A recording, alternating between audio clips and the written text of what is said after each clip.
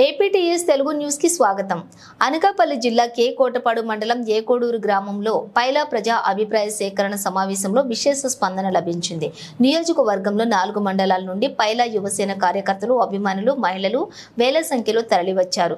ఈ సందర్భంగా స్వతంత్ర అభ్యర్థి పైలా ప్రసాద్ మాట్లాడుతూ, ఆకు వేసి అన్నం పెట్టి తిన్న సమయంలో నా నోటి దగ్గర కూడు లాగేశారని, 15 సంవత్సరాల తెలుగుదేశం పార్టీకి అహర్నిశలు శ్రమించానని, ఈ ప్రాంతంలో ప్రతి కార్యక్రమానికి పైలా సేవలు, విద్య, వైద్యం, ఆధ్యాత్మిక కార్యక్రమాల్లో పైలా అందవేసినటువంటి చెయ్యి, నాపై రాజకీయ కుట్ర జరిపించారని, నా దగ్గర డబ్బులు లేవని తప్పుడు ప్రచారం చేశారు. పైలా ప్రసాద్ తప్పు చేయడు, చేయబోడు. లోకల్ నాన్ లోకల్ సిద్ధాంతం. ఇప్పుడు ఏమైంది? ఉద్యోగాలు ఇప్పిస్తానని మోసం చేయలేదు, గ్రూప్ రాజకీయాలు చేయలేదు. 2014లో రామానాయుడు నా వల్ల ఓడిపోయిన తప్పుడు ప్రచారం చేస్తున్నారు.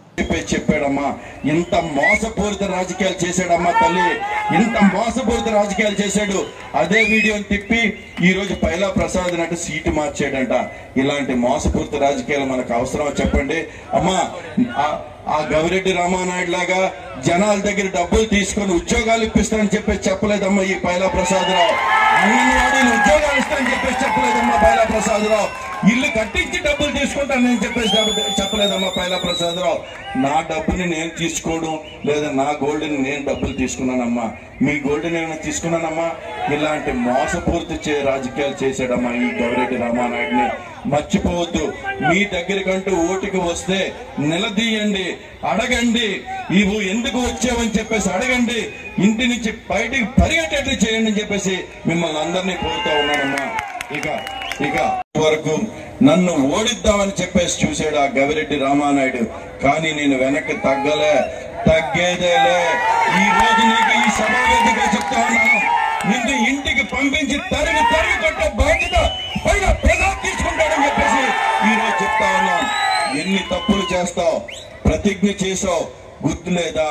ఆ దేవుడి దగ్గర ప్రతిజ్ఞ చేసావు, ఇక్కడ గొండుపాలెంలో ప్రతిజ్ఞ చేసావు, ఆ మాడుగుల మోదకొండ అమ్మవారి దీంట్లో ప్రతిజ్ఞ చేసావు.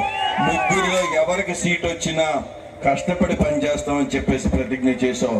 ఎక్కడికి పోయిందయ్యా గవిరెడ్డి రామానాయుడు ఆ ప్రతిజ్ఞ? ఎక్కడికి పోయిందయ్యా? నువ్వు దేవుడిని మోసం చేసిన వ్యక్తివి, ఈ రోజు ఈ ఓటర్ని మోసం చెయ్యలేవా?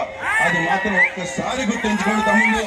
మిమ్మల్ని మోసం చేయడానికి గవిరెడ్డి రామానాయుడు వచ్చాడంటే అది మిమ్మల్ని మోసం చేయడానికి మాత్రం వచ్చాడని చెప్పేసి ప్రతి ఒక్కరూ గుర్తుంచుకోండి.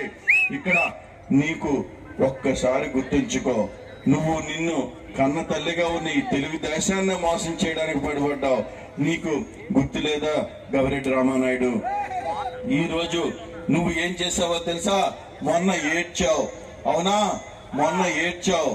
ఆ తర్వాత ఏం చేసావు? ఆ వైసీపీ ఇంటికి వెళ్ళావు. ఈ రోజు ఏం చేసావు? నువ్వు తీసుకొచ్చిన బండారు సత్యనారాయణ మోసం చేయడానికి పడగట్టావు. మాడుగుల నియోజకవర్గాన్ని తెలుగుదేశాన్ని ఓడించడానికి పడగట్టావు. బుద్ధి లేదా గవిరెడ్డి రామానాయుడు? లేకపోతే ఇండిపెండెంట్ గా ఈ రోజు వేస్తావా? అది ఎంత మోసపూరిత రాజకీయాలు చేస్తావు గవిరెడ్డి రామానాయుడు? మళ్ళీ నువ్వు నీ నాయకులతో చెప్పిస్తావా? అది ఏమిటంటే అది డమ్మీ నామినేషన్ చెప్పిస్తావా? నేను ప్రతిదీ తీసా, నీ హిస్టరీ తీసా, నిన్ను తీసుకెళ్తా, నిన్ను బయటికి పంపిస్తా. గుర్తుపెట్టుకో, ఇది మర్చిపోతావా? ఇది హిస్టరీ, ఇది ప్రతిదీ డాక్యుమెంటెడ్ ఫార్మాట్ లో ఉంది. నువ్వు ఎంత మోసం చేసావో ప్రతిదీ ప్రజలకు తీసుకెళ్లి నిన్ను మాడుగులు మర్చిపోతావా తమ్ముళ్ళు? మర్చిపోము.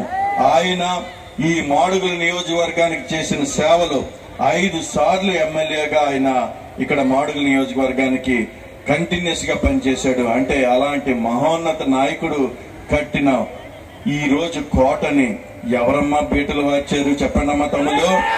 గవిరెడ్డి రామానాయుడు చీడపురుగు వచ్చి ఈ మాడుగుల నియోజకవర్గంలో ఈ రోజు బీటలు మార్చి ఈ రోజు ఆ కోటను పడగొట్టే పరిస్థితి తీసుకొచ్చాడు ఈ గవిరెడ్డి రామానాయుడు.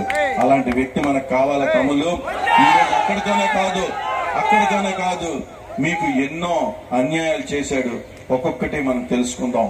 ఎందుకంటే ఇంత సభా వేదిక మనకు దొరకదు.